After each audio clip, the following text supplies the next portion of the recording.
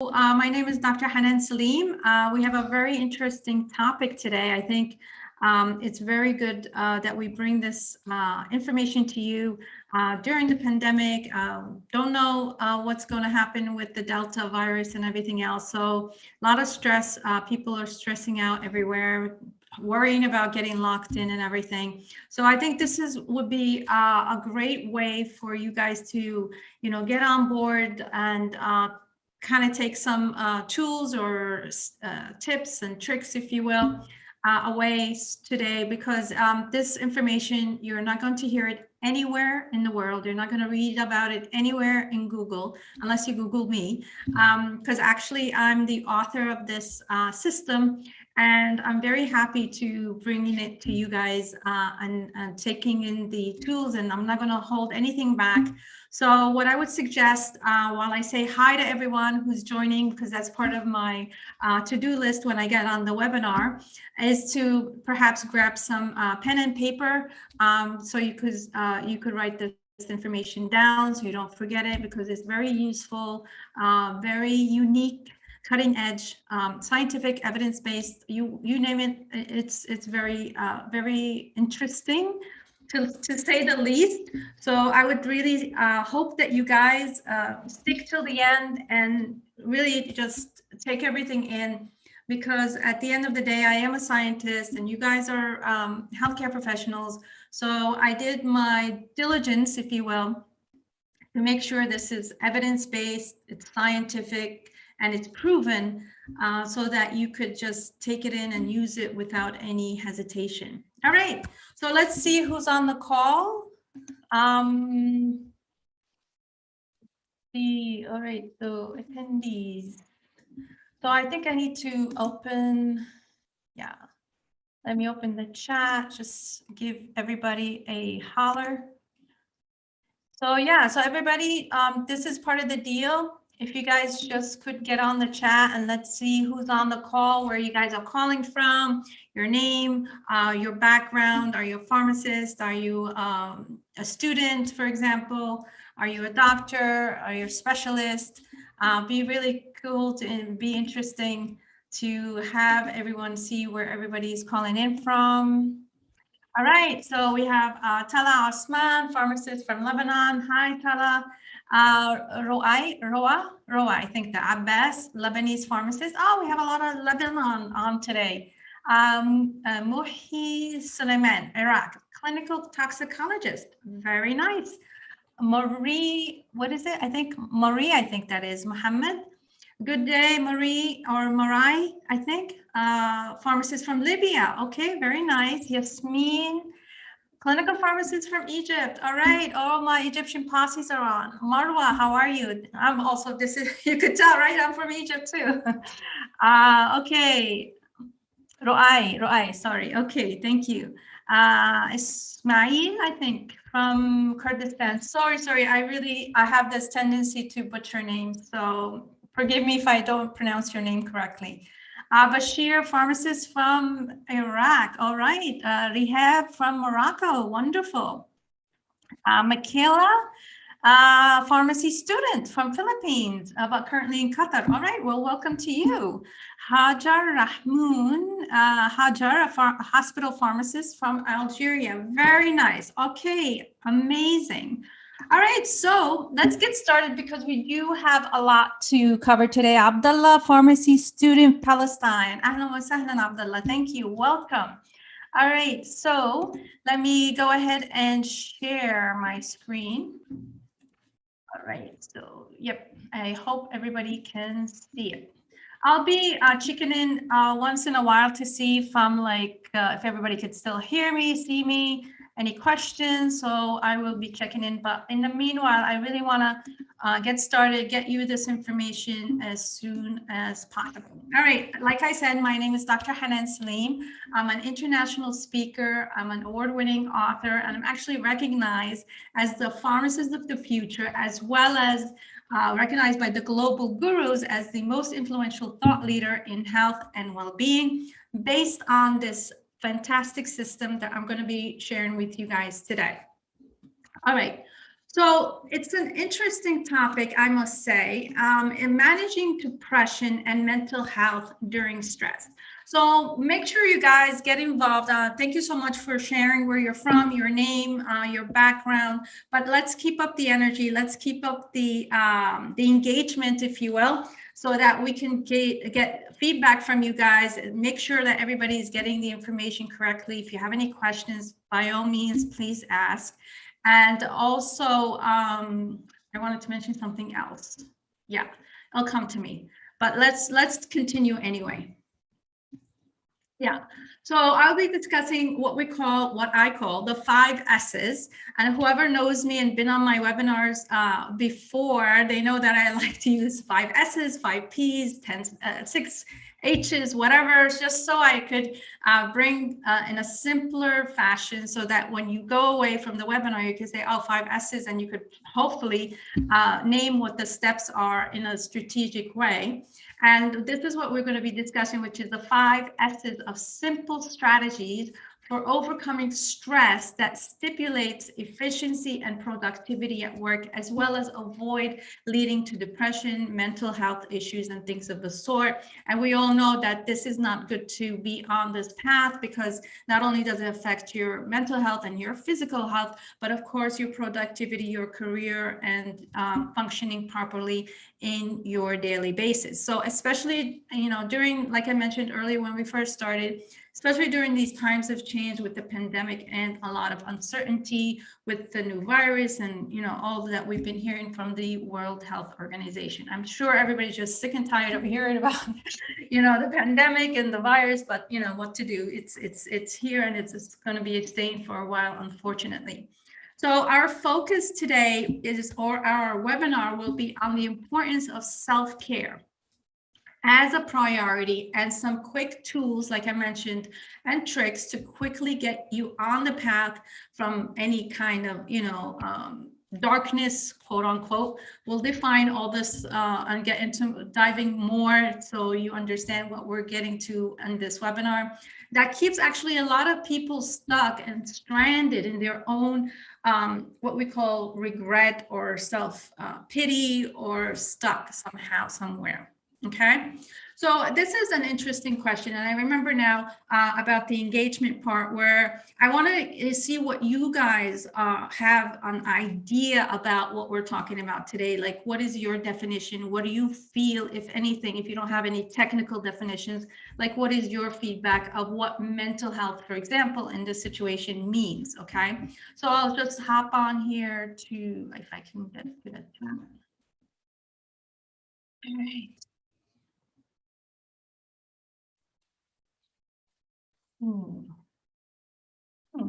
Where is, yeah, here we go, chat. Yeah, so hi Fatma, how are you? Everything okay? Great. So yeah, I was actually posing a question to everybody. What does mental health mean to you? Is it like, people who are like schizophrenia, or having really, locked up somewhere in a hospital room, or taking a lot of medication like Prozac, antidepressants, sertraline, or things like that? Like, what is your, because I see a lot of guests today and attendees from the Middle East part of the world, and in this part of the world, I think a lot of people think it's kind of like taboo, mental health or mental illness, or that kind of word. So yeah, Karima, hi, how are you? Thank you for joining. So my question, everyone who's joined, and I'm going to pick on you guys, and if you don't answer, I'm going to pick out some names and point you guys out as if we're in the same room. Ask you this question. So I think it's Yasmin, or Marai, Mohi, Ruai, Tala, Marwa. So what do you guys think? Yeah, what is it defining mental health to you? So Fatma, Nadia, Abdullah, Ajar, Michaela, Rihab. See, so next time I'm on the call, on the webinar, You're not going to put your name, are you? She's going to pick on me. No, Marwa, yes, thank you for answering. The ability to manage stress in a healthy way. Did you Google? Did you go away and Google? Avoiding panicking, doing healthy activities to avoid depression. I like that, Marwa. Thank you. Thank you for that. Nadia says mind peace. Karima says mental health is an important issue in my specialty in community medicine. Yes, thank you, Karima. Thank you. Okay, great. So this is your neck of the woods, if you will.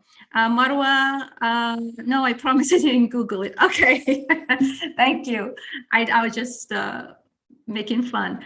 Ismail is emotional and psychological feeling. That's a good point, Ismail. Yes, you're going to, we're going to touch base on that. Thank you for sharing that. Marai, I think it is. Mental health means to be free of any mental illness. Okay.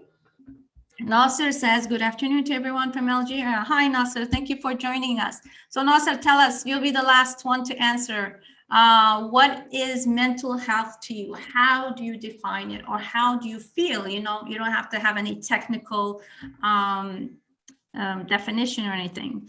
So Hajar says, I think it's a kind of satisfaction and inner peace. All right, awesome.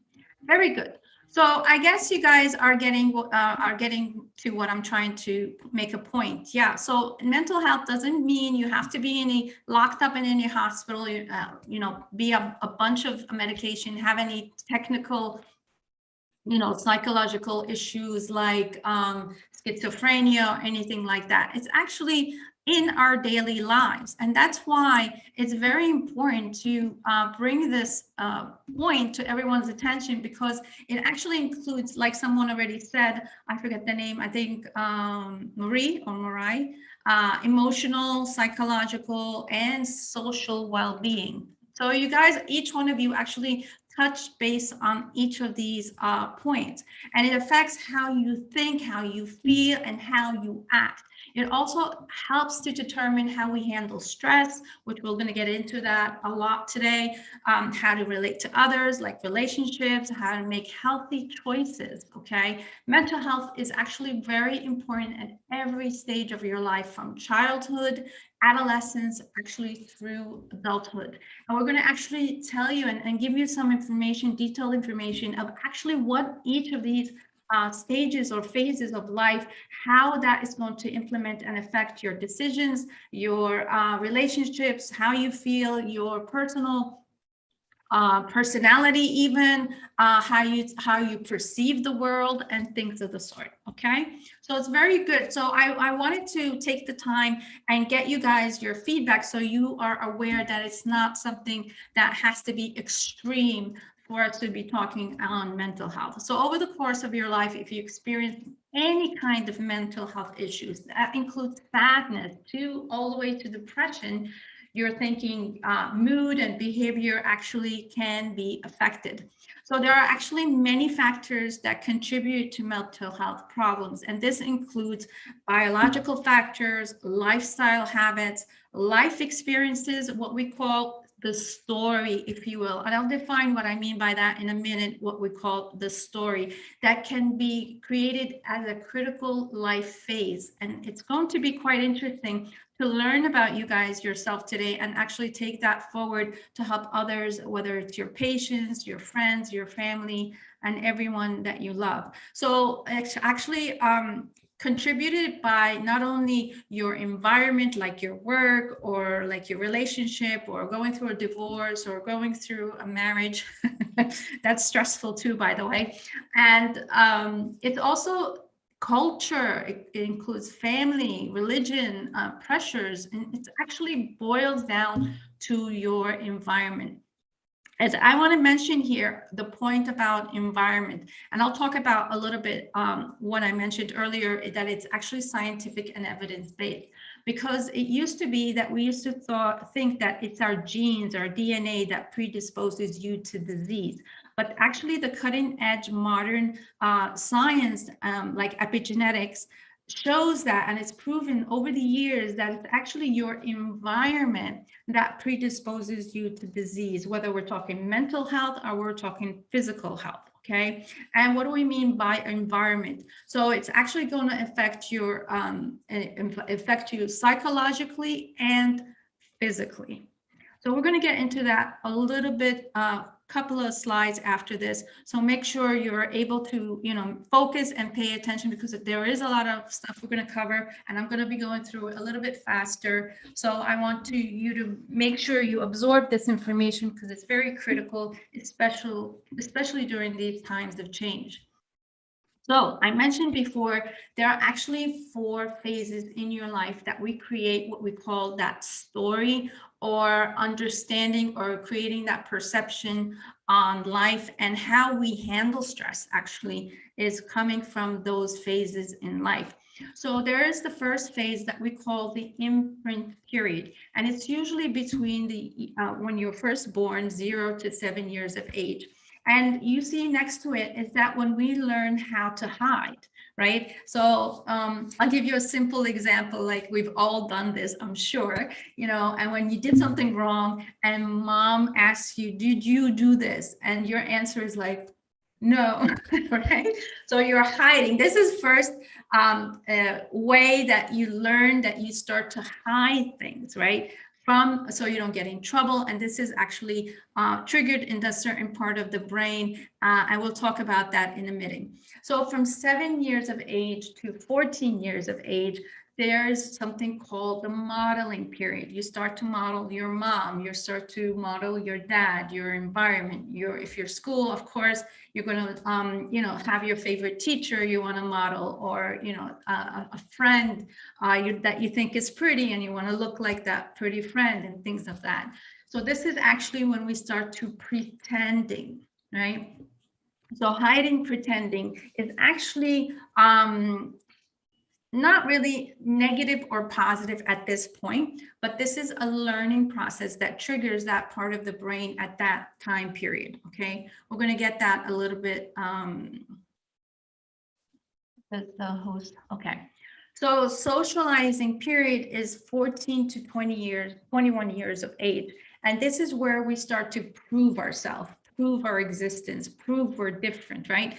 We know all those teenage years, right? When your mom says, do this, you're like, no, I don't have to, because I'm myself. I want to do this myself. You're all grown up, right? So this is when you start to prove yourself or prove your existence. Okay, and then from 21 to 35 years of age is what we call your business persona, and this gets a little tricky, because you start to have your ego. What we call the ego is when it really becomes strong, and it's actually built on all those previous phases, which is your imprint period, your modeling period, your socializing period, and then you start to defend your beliefs, you defend your religion, you defend your culture, you defend your kids, you defend your husband, you defend your work, you can defend your career. You know what I'm getting to, right? So this is actually the ego that becomes developed, and you start defending your beliefs and everything else that goes along with it. And where does all that come from? It comes from many sources that we mentioned earlier, which is your environment, and that these sources include your family, include your friends. And we're going to get into what I call are actually developed and been researching it for over 17 years, and we call the environmental challenges that tend to go under the radar, and your mind or your story gets comfortable with it, if you will, and kind of, it's part of life, it's what to do, it's stress and everything like that. So it's actually these environmental challenges that actually build up and causes the mental health, the causes later, even the physical health, right? And we'll get into a lot of that in a minute. But for layman's terms, it goes back to the epigenetics, where we spoke about, where it's your environment that you surround yourself with that's going to affect you psychologically and physically.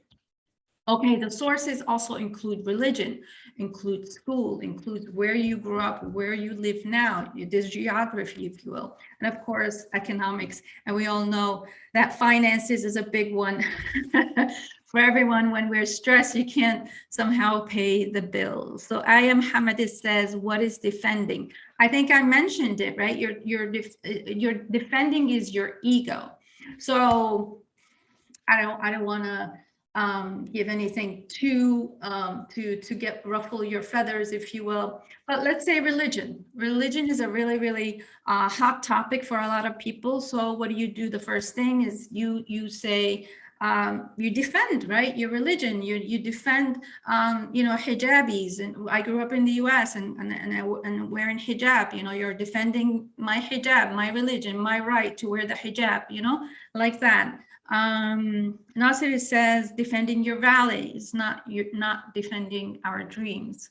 I don't know what that means, but yeah. So, well, see, don't try to. Okay, so Nasir, I see what you're doing here. So you're trying. So don't try to put any negative connotation or positive, because let it be, because that's just our human development. This is where we start getting these attributes or these tools. We could use them as tools, if you will, that we protect ourselves, right, at the end of the day. And we try to put ourselves in a position ourselves in the world, how we operate in the world. And these are just things that we developed over the phases of our stages in our life.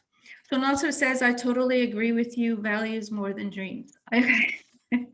Yeah, so don't, like I said, please take it for verbatim. Don't, because I know when with our minds, you're like, oh, that's good. Oh, no, that's bad. No, good, bad, good, bad. And you try to, figure out, well, is this good if I'm doing this? And I'm sure everyone going through this webinar, you're going to say, well, oh, I'm doing that, or oh, maybe that's bad, I should stop doing that, or oh, well, I'm doing more of that, maybe that's good, I should do more of that. Don't try to for example, hijab is a value. Yes, well, it's a religion, value, culture, whatever, it's many things rolled up, right? So this is what I'm saying. Don't try to categorize if this is good, bad, value, or attribute. Just take it for what it is. But holiday is a dream. Okay, no, sir. I guess you're looking forward to your holiday. All right, cool. Let's move on. Okay. So now think of it this way. Let me give you a metaphor. You have a car, okay? That vehicle needs petrol. In the US, we call it gasoline, but for being in, I live actually in Dubai. So in this region, we call it petrol, okay? So if you have a vehicle without petrol, it doesn't actually do anything, or it doesn't move, right? So actually, this is where the 8 drivers, I want you guys to understand, because this is the petrol to these things that we've been talking about from these phases, whether it's hiding, pretending, moving, proving, or defending, okay? So emotions is actually, as you see in that little picture on the side, emotion is actually energy in motion.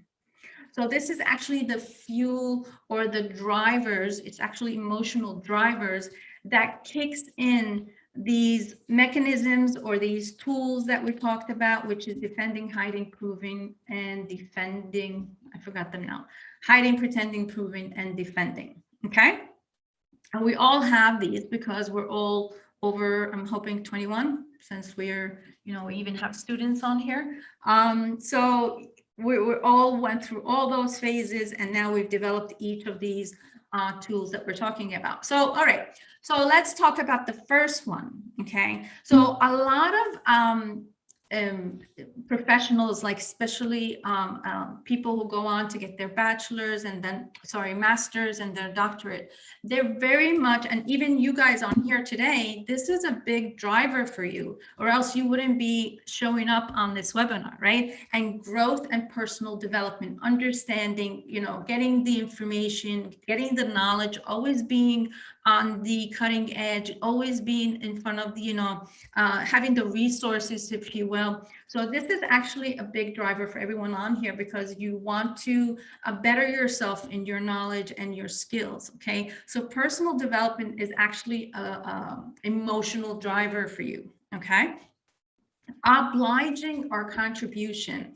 is also an emotional driver. So I'll give you an example what I mean by that. So there's something called Doctors Beyond Borders, right? Where they actually travel all the way to Africa.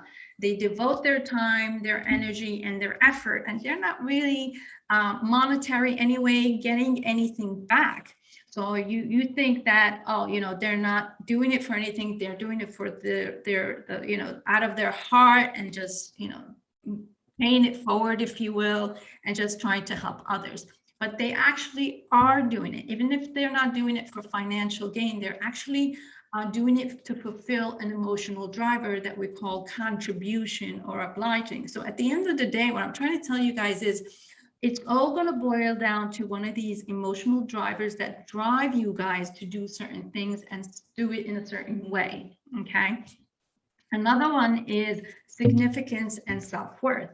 So again, if maybe you guys are on here because you're health professionals, you want to go on to advanced degrees and doctor degrees and more other degrees and things of the sort. So again, significance and self-worth is also going to be a driver for you. Love and belonging, being needed, is also an emotional driver. Achievement and execution. So what I would call that is you're always, let's say, doing excellence. Like excellence and achievement go hand in hand, kind of, and it's coming up actually. Excellence is the next one. So it's not about you finishing a project, it's you finishing a project and getting an award for it, for example, or getting, your boss saying, oh, this is the best project ever done, or something like that, right? So you're always not only driving to do things just the way, because you're just filling a task, but you go above and beyond to make sure that it's excellent in its delivery. Of course, diversity. So people like me who like to travel a lot. For example, like I traveled all over the world, and diversity is a big driver for me, because I like not only a change in going from Abu Dhabi to Dubai. No, I like a total change in scenery, if you will. So Morocco is on my list, by the way. Lebanon is on my list. Well, actually, growing up when I was 4 years old, I lived in Libya as well. Saudi Arabia, I've been everywhere. So yeah, so diversity, I guess, giving you an example, would be that people who want like change of scenery, change, a lot of change in their environment. Diversity is a very, very big driver for them. And of course, security. I'll give you an example for that. So people who are frugal, they don't like spending money too much. Okay. So they like to, because they feel money is their security. So they hold on for a rainy day or whatnot. Right. So that's a way, a security in a job, and security in a relationship, like in a marriage. So security could be a big driver for people as well. So any of these actually is the fuel that will exaggerate those things that we spoke about in these phases. So if you feel like you hide a lot, or you not pretend in a negative way, but pretending that your marriage is okay because you don't want to divorce because of security, you don't want to lose that security in the marriage, then you have to, and the security of losing your kids, like a lot of women go through that, and pretending their marriage is okay, right? And they develop that somehow between the age of 7 to 14, proving your self-worth, for example, as well is in here. You see self-worth here. Number 3, significance and self-worth. You always, proving you're right? And also in business persona, you're going to see this being even more exaggerated when you're dealing in life, dealing with people and I'm trying to solve a problem, situation, place, or thing. Okay. Let me just take a breath and see who has any question. So Hodger says, is any of those drivers more important than another? Absolutely not. They're all not in importance to me or anyone else. It's actually the more importance to you, because you actually develop them more so during one of those phases. So it depends on the circumstances. No. So good question. Okay, so let me get out of this chat. So let me go here. So these are actually embedded.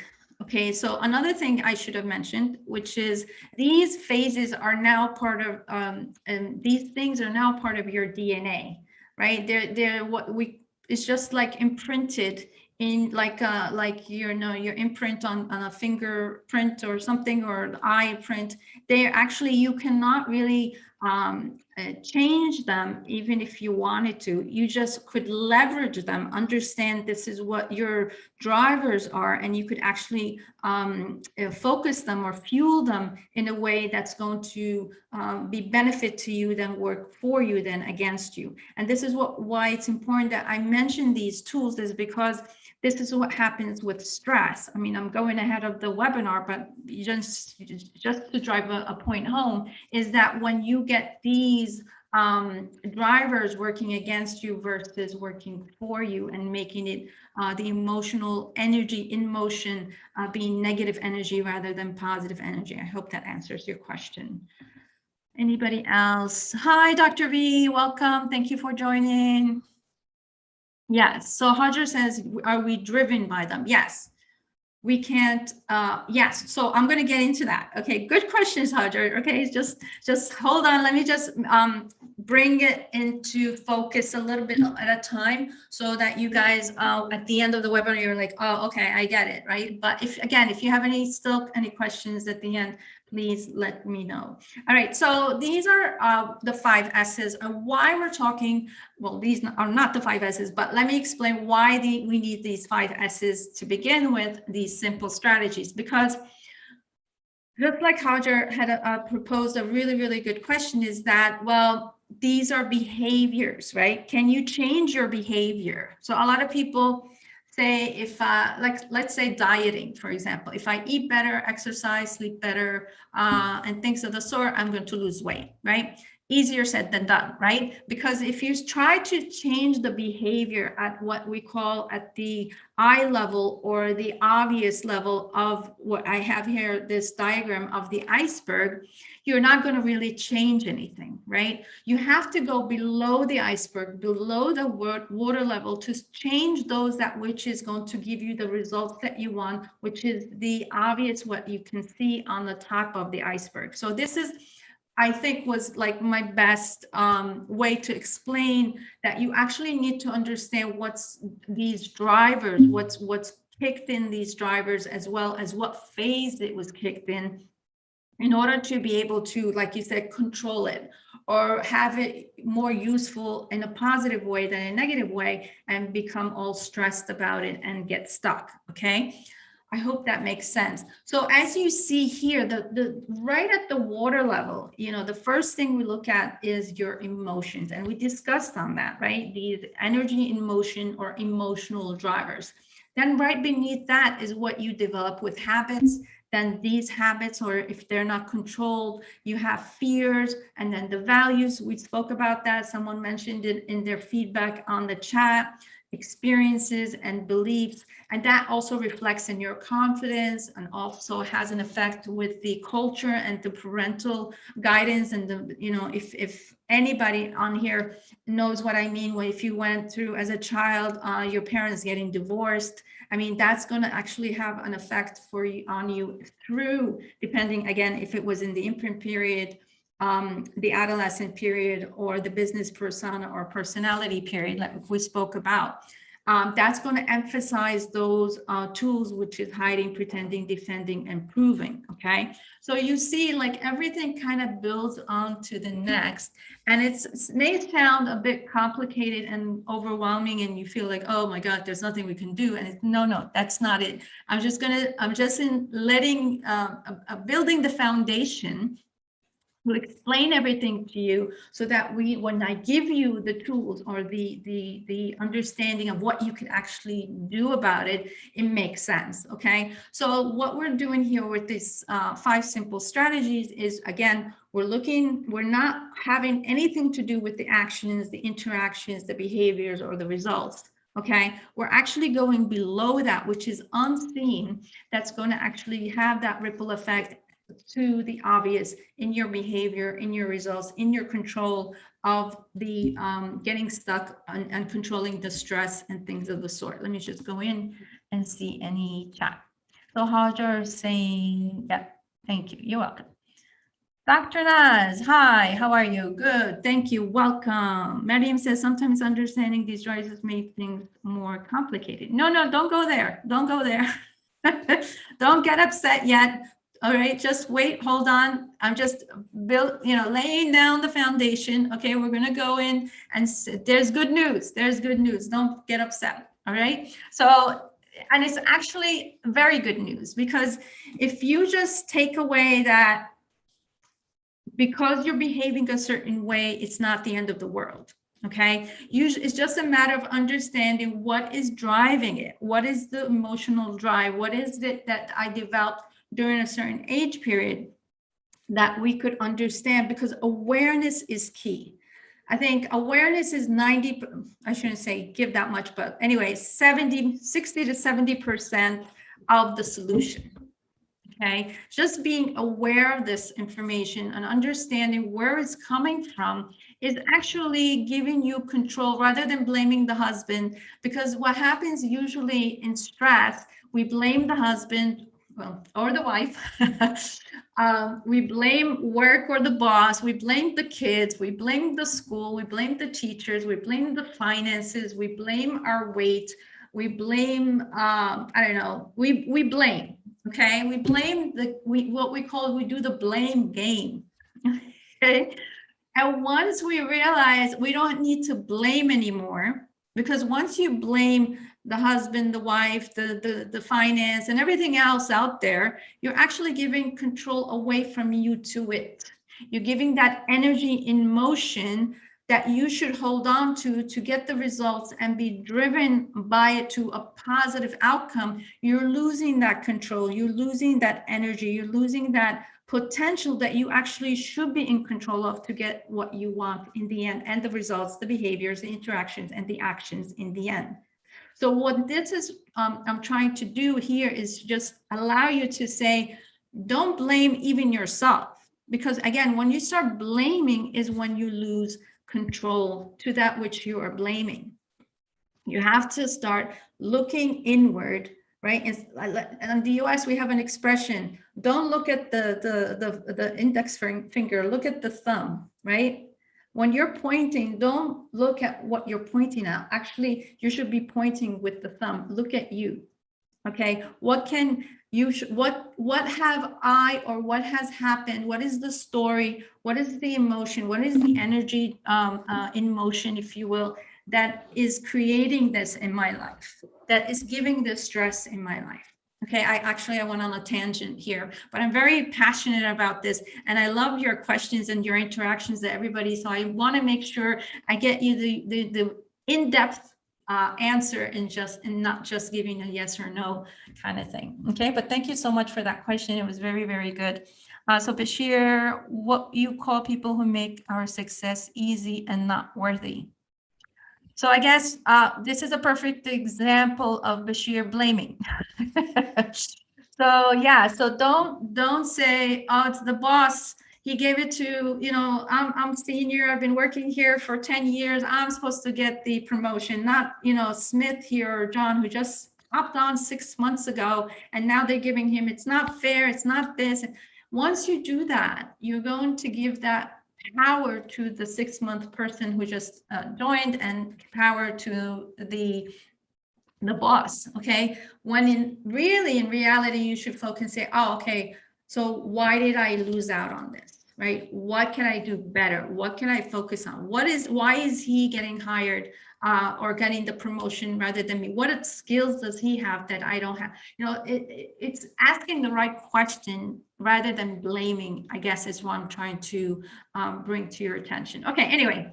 So here are the 5 S's, or 5 simple strategies for overcoming stress. Like I've been talking about, what is the story? What is the root cause? What is happening? What is the emotional drive? What are we doing? Are we pretending? Are we hiding? Are we proving? Are we defending? Is our ego in the way, right?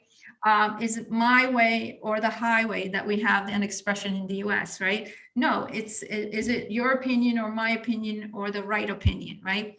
So it's always, it takes 2 to tango, like we say, right? So it's all, look at your story before we look outside of us, because when we look within and we take charge and we take in control, okay, we are in power. So this is, Hajar, I think you were the one who asked the question. This is where you are in control.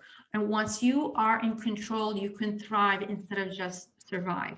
So one of the things is story. What is the story? What is the root cause for happening or this stress that is happening? And then we want to talk about the stress release. Okay, how do we release this stress? And we want to create SMART goals. And I'm going to be talking about that. I'm coming off in a tangent, but I really want you guys to go away with this being empowered and hopefully paying it forward to people around you, because then, you know, the world would be at ease. We could focus, we could find the solution to the situations instead of creating more problems, stress, and then getting on the wrong path, okay? So SMART goals, how do we create SMART goals? And I'll talk about that, really important. And you guys, if you don't have a pen already or a pen or on paper, please go ahead, because I'm going to go through these exercises with you and make sure you get some practical things that you could actually start learning about yourself and implementing. Okay. And the 4th S is speedy achievement and system detox. Okay, so let's get right into it. Let me just really quick look at the chat. SMART goals. Karima said, yes, SMART goals. Actually, so this is actually an acronym, SMART. We're going to get into that, what they all mean. And I'm trying to really simplify it, make it practical for you guys as much as possible, so you guys could actually start implementing this stuff, right? So specific measure, yes, exactly, yes. Reliable, yes. Very good, Karima, yes. Very good, yes. We're going to talk about that. Just give me a second. I didn't make that up. Yeah, I'll let you know which one is my thing and which one, you know, I borrowed. All right, so finding the story, okay? So like I said, how do you find the story? Well, first, check your habits, okay? Remember that iceberg we showed you? Okay, there's the habits, there's the fears, there's the emotions, and things of the sort. And that have to do with hiding, defending, pretending, and proving. So that's number 1. What do you, be honest, actually, if you really want to benefit from this, don't let ego come into this, right? Put it on the side for for the next 20-25 minutes, okay, until we finish this webinar, okay? Really be honest with yourself and take this as a new perception, or a new way to handle maybe certain things are happening for you guys right now in your life, and you're not finding the solution. You're feeling stuck, you're feeling afraid, you're feeling all these really difficult emotions, if you will. So this is time to, you know, clean house, look at your life, look at what actually you're doing that you can actually change and be responsible for, and take back control. And that way you're going to be finding the solutions, okay? So look at your life. Are you hiding things a lot? Are you defending? Are you pretending? Are you proving? And one of the things that will trigger you, I'm letting you know right now, as we're going through this webinar, you're going to get triggered. You're going to have certain memories come up. You're going to have certain, defenses or ego might come up. Whatever, let it be. Just observe it for now, and then go back and look at this more detail. Okay, so check the source now. Okay, I'm defending a lot, and you could tell actually. Here, let me just go back a minute. Here, you'll remember an experience. You'll have some memory that might come up during this conversation, right? And you'll realize, oh, I was actually 7 years old, or I was 14 years old, or I was 15 years old when this memory happened, or actually 22 years old, things like that, right? So actually just from the age of the memory, you'll know actually which of these are actually corresponding, and finding yourself. All right, then you ask the question, am I doing this? Let me just move forward. Am I actually hiding, pretending, defending, or proving? Because these are defense. These are your defense mechanisms, okay? And again, now, was it with a family member? Was it from a friend? Was it in school? What is the source of this habit that I've developed, okay? And then write down the top 10 reasons for doing that habit, okay? This is very powerful. When you write down those 10 reasons of hiding, defending, pretending, or proving, what I want you then to look at the answer number 5, okay? So if you want to just while I go through the webinar, actually do this, because I won't tell you why the answer number 5, because what happens is we're very smart human beings, okay? So we set up ourselves to get that answer right, when there is no right or wrong answer, right? It just is. And if you try to get the right answer, make it positive, make it not that bad, or just so you feel good about it, right? You're defeating the system. You're trying to defeat the system, which is not going to benefit you. So if I were you, just while we go through this, I know you're going to try to listen and get the get the information as we're working, but if I tell you why it's number 5, you're going to set up yourself for getting that right, okay? So I'll tell you at the end. I'll tell you at the end of the webinar. If I forget, please remind me. Okay, so let's look at the chat really quick. Dr. V, very informative, interesting session by speaker. Thank you, Dr. V. Appreciate that. All right, cool. So what's the next S? All right, so stress release. Now, I don't mean go do yoga or meditation. Yeah, beautiful tools and techniques. And I don't mean go like on a, the Himalayas, and I would love to do that, by the way. But these are really actually very practical, very easy, but very, very powerful. And I would really, really advise everyone on here to try it out, at least for 30 days, okay? And then see how you actually start looking at life, looking at your relationship, looking at the finances, looking at work, looking at the boss, looking at yourself, okay? Whole different ball game. And then you'll be in control, won't have to worry about getting stuck or stressed, and becoming more resilient in finding the solutions, okay? Here's the big one, brain training. By the way, this is my stuff, okay? Didn't borrow this. This is my research, science, evidence-based, all the whole 9 yards, okay? So brain training. What is brain training? So look at it this way. When you go to the gym to really strengthen your muscle, right? You're doing it every day, or to lose weight or whatever, right? So what we're doing here is brain training is strengthening the mind. When you strengthen the mind, everything else falls into place, okay? So you start releasing happy chemicals, healing chemicals, and actually reducing that which is the opposite, like cortisol, inflammatory chemicals in your body. And how does this work? Well, in the morning before you reach for your caffeine, before even getting out of bed, you would count from 100 to 1 backwards. 100, 98, 99, 98, 97, 96, 95, 94, 93, 92, 91, 90, and so on. Okay? What does that do? See, when you count from 1, 2, 3, 4, 5, it's actually not going against it's making it difficult for your mind to how do I call it? It creates resistance for your mind. Okay.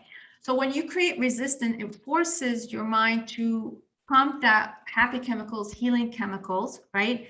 And gives you a lot of focus and a lot of energy. So I have people who I've worked with anyway that were able to kick the habit, whether it be caffeine, Coca-Cola, whatever that were their go-to energy drink or whatever. They gave it up because they find that this brain training actually gave them the focus and the energy to focus on that what you do want rather than what you don't want. Okay, so it's worth mentioning this really takeaway information for you, why this is so powerful. So the mind doesn't, it cannot focus on two negating factors. What does that mean? Meaning that just like the sun and the moon will not appear at the same time, right? It will only focus on one thing only. So while you're focusing on the negative, like for stress and being stuck and sadness and depression, if that's what you're focused on, that's what you're going to get. So when you train the mind to release these happy chemicals, forcing it to release the happy chemicals and the healing chemicals, it's kind of hard to focus on the negative because you're releasing the happy chemicals to only focus on that which is positive. So you're always pushing your mind to focus on that pathway rather than this pathway. For example, you cannot be happy and sad at the same time. You cannot be excited and calm at the same time, right? And that's because your mind cannot be focused on both at the same time. It's one or the other. So it's actually training your mind to be focused on that which is positive, releasing the chemicals which is going to help you and work for you rather than against you. Okay. The next B is breathing. Now, I know a lot of people who heard about yoga and meditation and the breathing techniques that's out there, but this is actually the simplest way to get those, again, happy chemicals or those healing chemicals and put your brain on the right track rather than the stress track. And that is 6-6-6 breathing. And that just basically take 6 breaths in on the count of 6, hold your breath on the count of 6, and then release your breath on the count of 6 or more. Okay. And that again does the same thing for the body. Now the peripheral vision or move the body. Okay. So body is not actually, I'm talking not, exercising or things of the sort. No, technically, okay. I'm sitting right now and I'm talking to everyone on the call, right? And all of a sudden I start saying, oh, everybody hates me on this call. Nobody's getting it. They think I'm a crazy person, all these negative things going through my mind, right?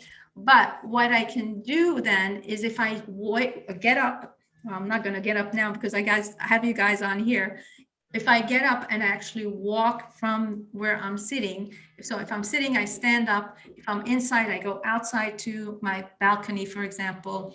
If I'm inside, I go out and take a walk, for example. If I'm in one room, I go to another room. If I'm watching TV, I go to the kitchen. Literally, the position of your body will shift your mind.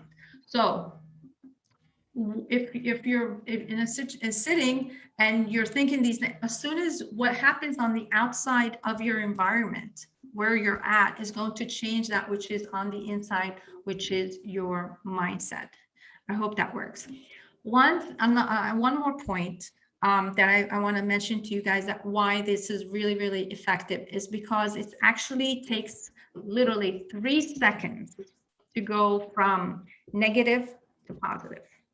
which is really, really cool, because that means that before you dive in deep into that negative pathway of stress or depression or mental health issues, you're able to pull yourself out, taking the advantage of those 3 seconds and get back on track.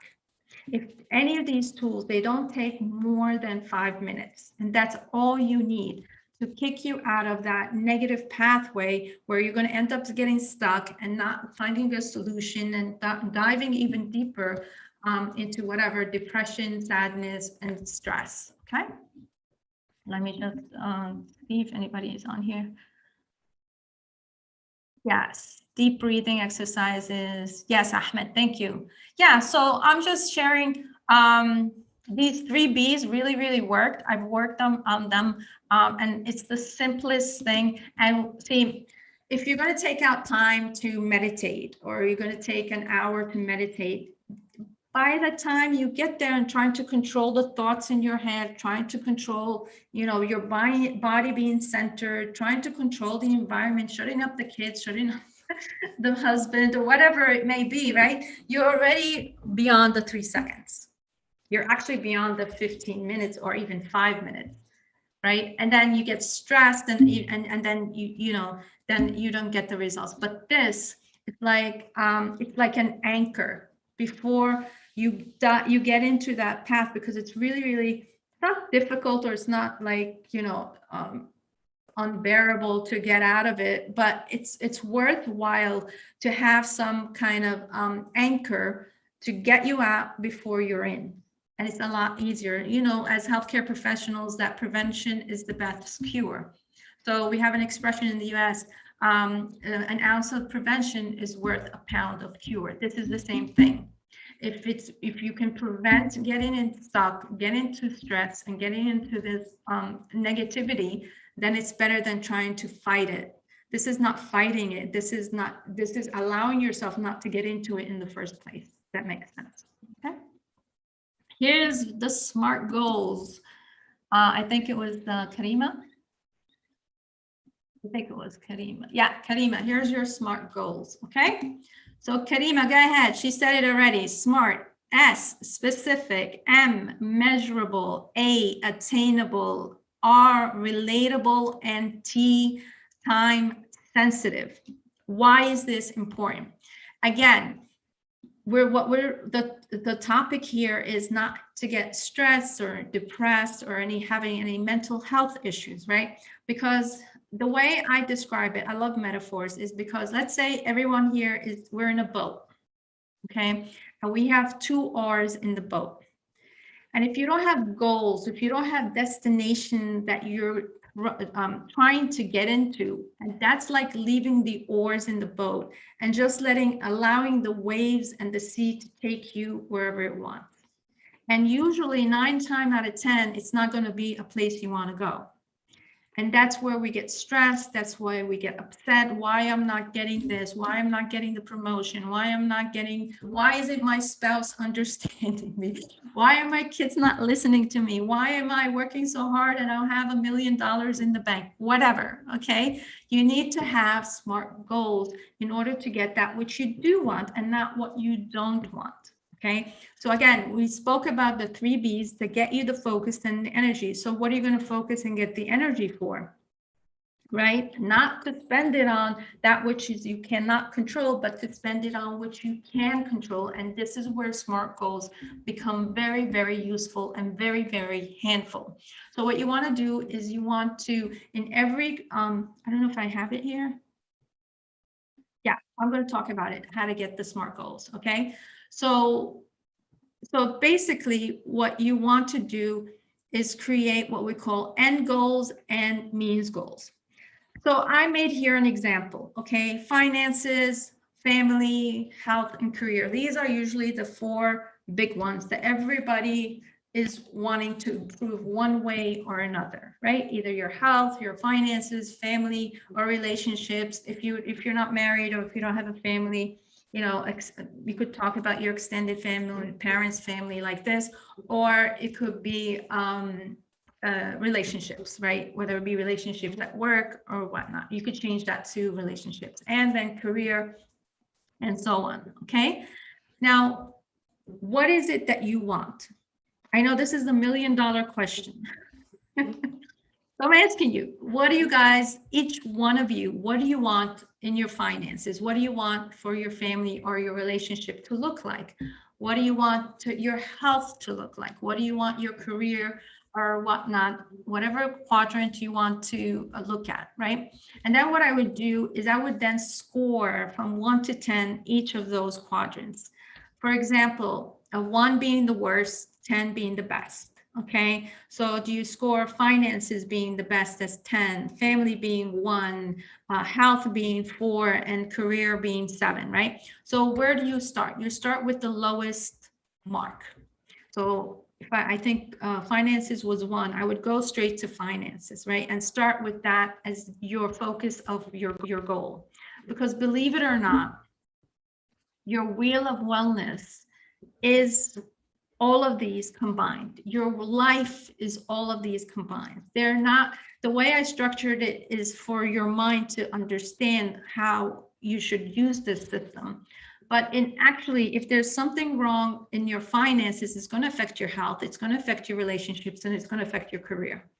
Okay, so either or, your relationship is going to affect your finance, it's going to affect your health, it's going to affect your career, and so forth. So they all have affecting on each other. But the one way and the easiest way and the fastest way is fix that which is the lowest, and the one that's crucial, that's going to be able to leverage it on all those other areas like your relationship, your health, and your career. Okay. Now, what is this end goal and means goal? So I won't ask, I usually ask this point what it means for an end goal or a means goal, but I'll just explain it because we're already run out of time, but I want to finish this and give you guys all the information. So the best way to explain it, I'm in point A, I'm standing here point A, and I want to go to point B. And from point A to point B takes about 6 steps to reach, okay? So point B is actually my end goal. These 6 steps to get to point B is what we call your means goals. Okay, so I hope that makes you understand what I'm getting to. So once you have a goal in your finances, like, I don't know, I want $1 million by 2030. Okay, let's take finances, for example. Okay, so $1 million is not going to just pop up in your bank account, right? You have to do something to get that $1 million. What are those steps that you're going to get to having that money that you feel will give you whatever, financial freedom or success or whatever your goal is in that quadrant that you're looking at? Okay, so what you need to do is then take that quadrant and create the steps that's going to lead you to achieving that end goal. I hope that makes clear. So when you get goals, you want to focus on what you want. That's going to give you happier, healthier mental health. Okay, because if you're stressed about finances, you're stressed about your relationship, or I'm not saying all of them are together, you're stressed about your health, or you're stressed about your boss or your career, that's going to affect your mental health. It's going to give you the stress that you don't want, because then you're going to not be able to achieve everything that you're set out to do.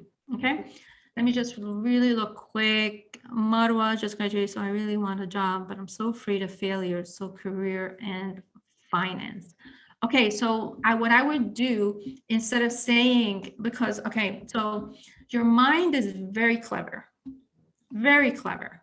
Okay, so on the surface, what we saw about the iceberg example, it's going to be obvious to you that career and finances are key.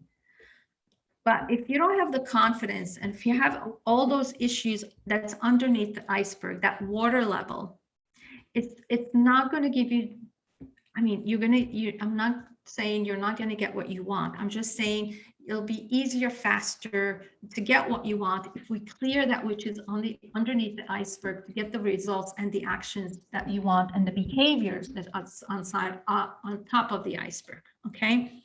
So you need to do the work. And I'm giving you guys the system. This is it.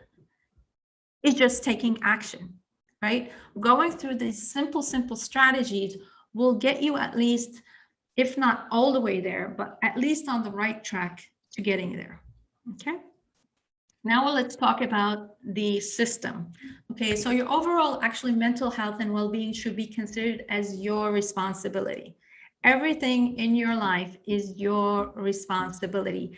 Everybody takes that as bad news. No, it's actually good news. When it's your responsibility that it's gone bad, you have the solution that's gone good. Because guess what? You created that which is the situation you're in, on purpose or not.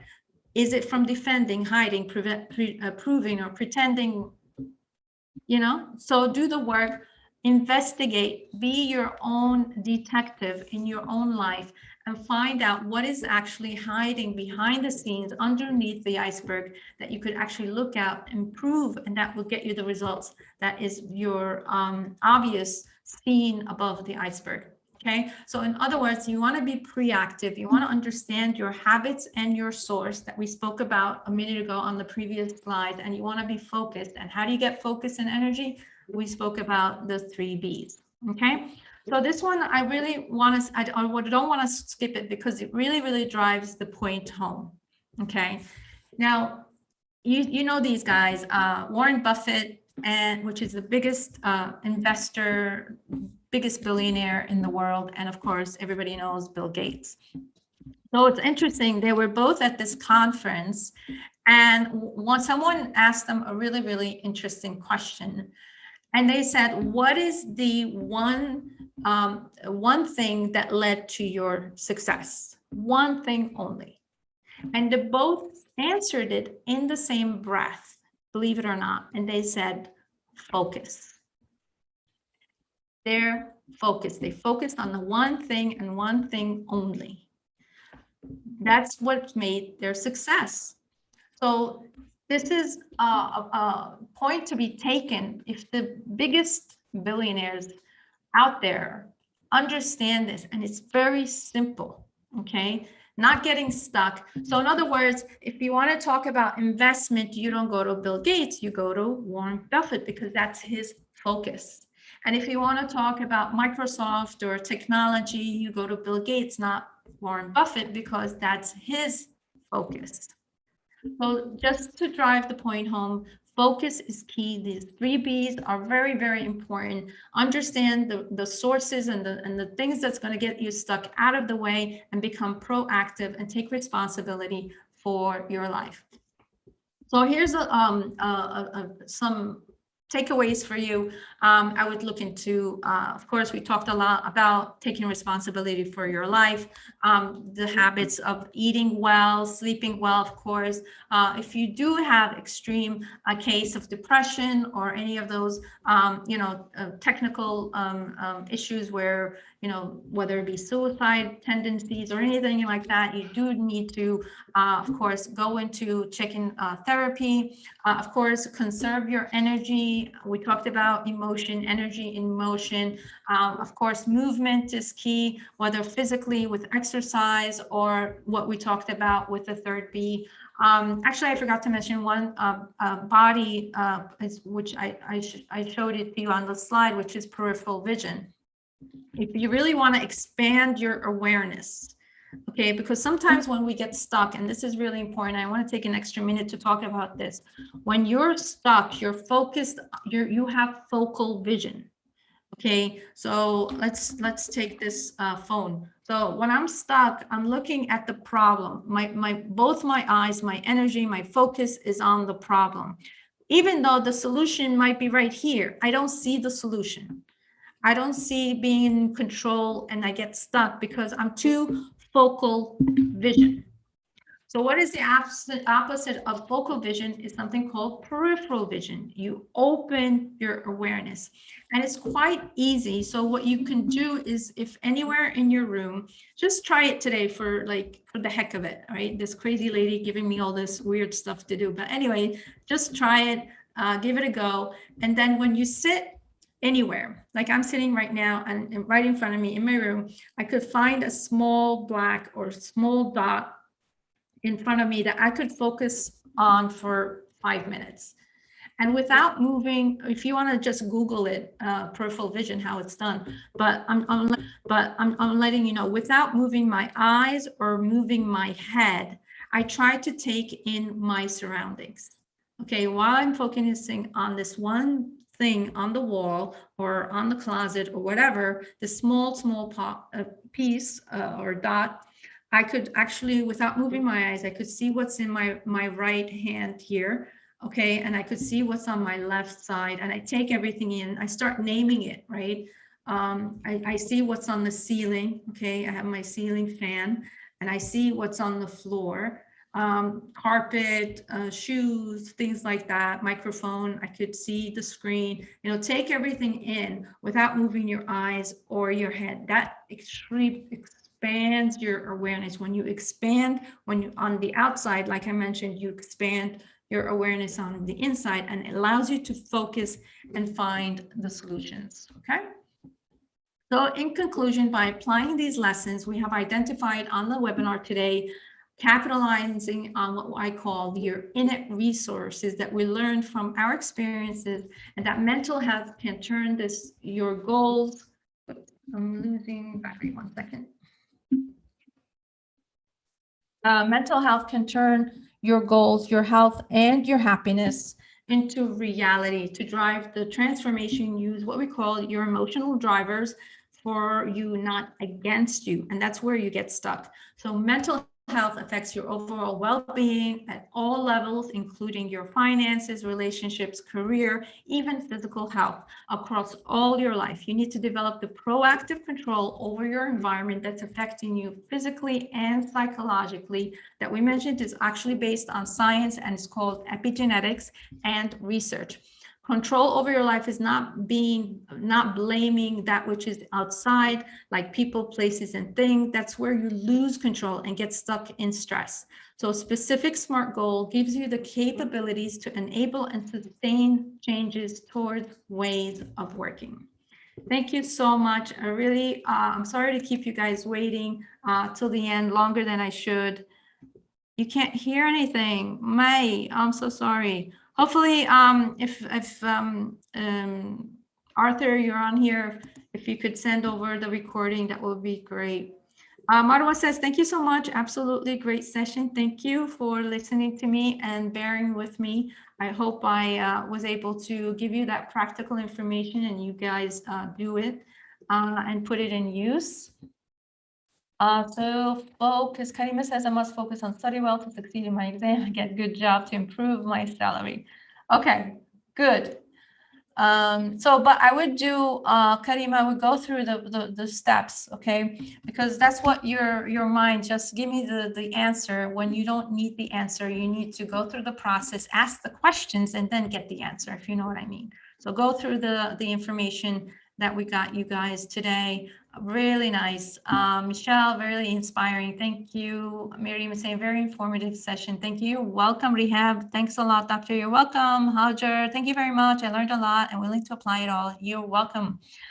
Joel, thank you so much. An eye-opening discussion. I hope so. Thank you. That is why, you know, I'm really on here and really drilling in the information, trying to answer as much as possible so you guys actually benefit from this information. And Marai, thank you for your informative session. You're welcome. Abdullah, thank you, Dr. Hanan. You're welcome. Alia.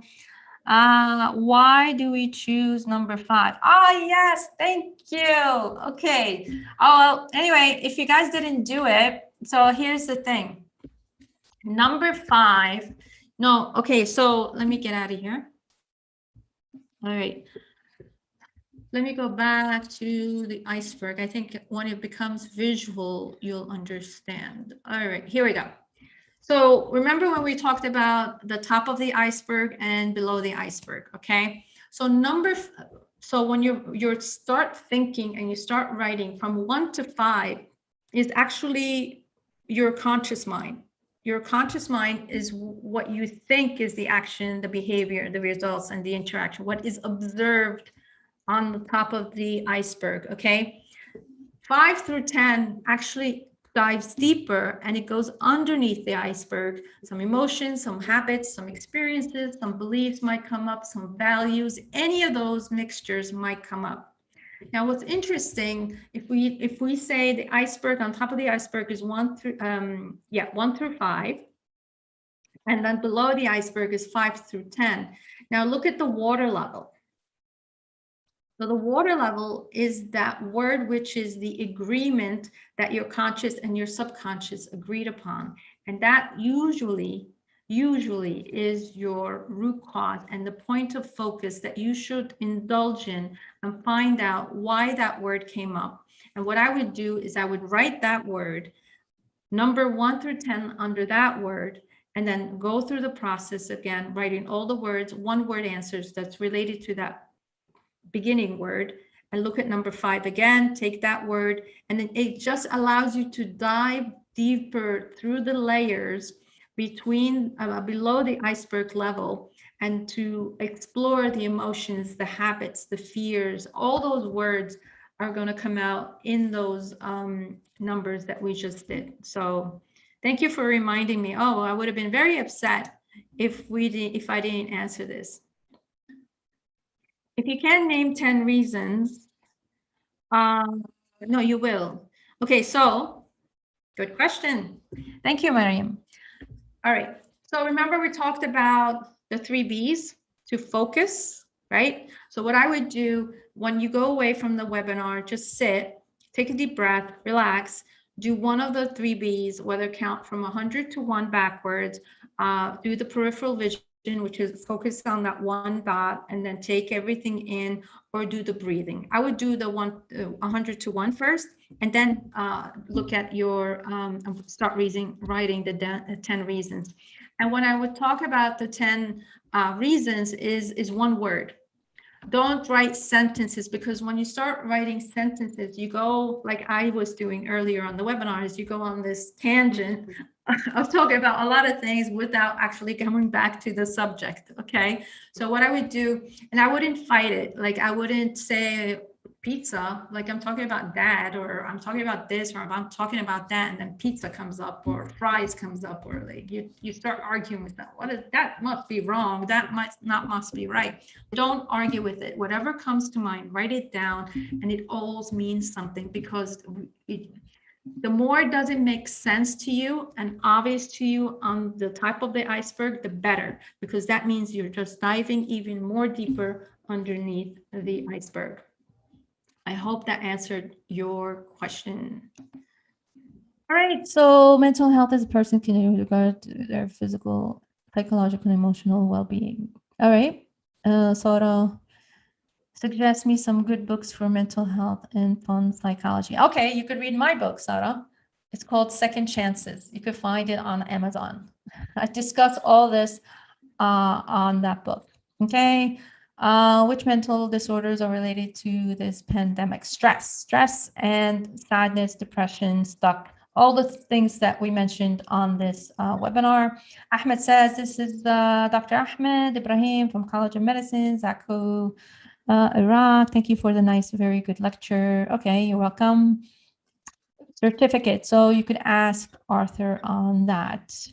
All right, so I guess we ran out of time. Thank you so much, you guys. Oh, let me go to the, if you guys have any questions, or I guess want to, I got kicked out. Reach me. You could contact us here at Pharma Courses. All right. Thanks, Sara. Thank you, Mariam. Everybody, Hajar, Kana, I think that's Alia, Morai, Abdullah, everybody. Thank you so much. And see you guys on the next webinar.